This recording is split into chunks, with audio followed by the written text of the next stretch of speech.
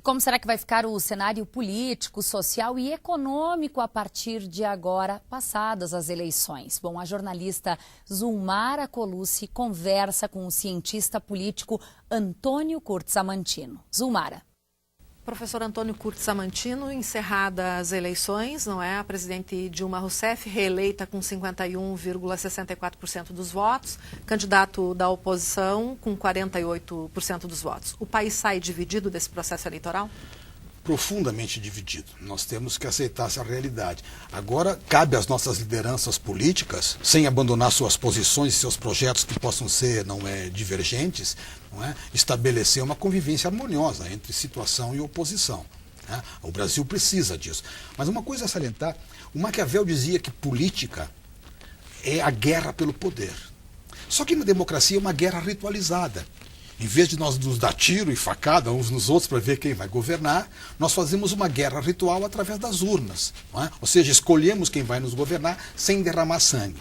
Mas e mesmo com essa extraordinária divisão da sociedade brasileira, nós não tivemos uma violência significativa. Eu até lamento, eu sei, por exemplo, de amigos que meio que se inimizaram por causa da eleição. Acho que não se deve fazer isso. Sem derramar sangue e sem violência, esse teria sido o ponto positivo da campanha. Ponto positivo. E o ponto negativo? O ponto negativo acho que foi a campanha. A campanha apelou muito, não é...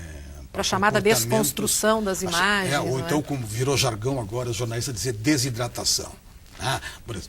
Por exemplo, aquela cena famosa de uma família, não é, ao redor de uma mesa, almoçando ou jantando, sei lá, e aí dizendo que se fulana de tal ganhasse a eleição, e aí some a comida. Acusar o adversário de playboy, que se ele ganhasse ia acabar o Bolsa Família. E aí então não se discutiu muito o projeto.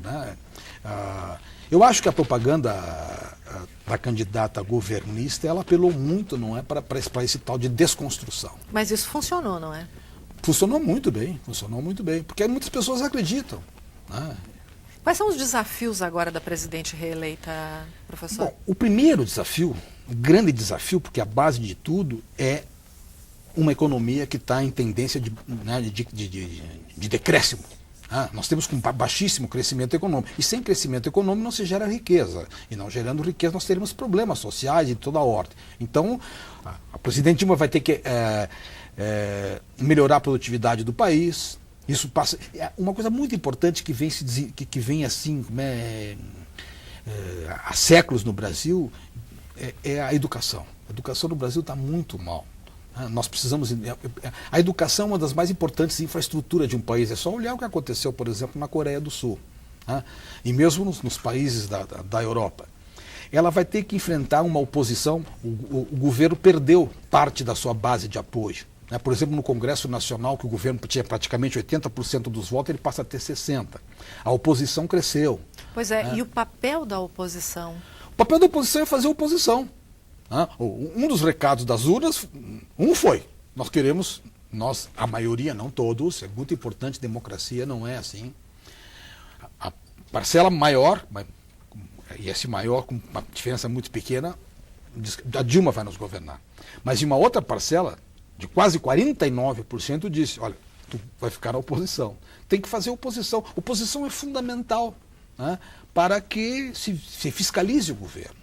Nesse processo... Só ditaduras não têm oposição. Pois é, no processo democrático, essa divisão, ela não seria, nesse momento, salutar, então? Sim.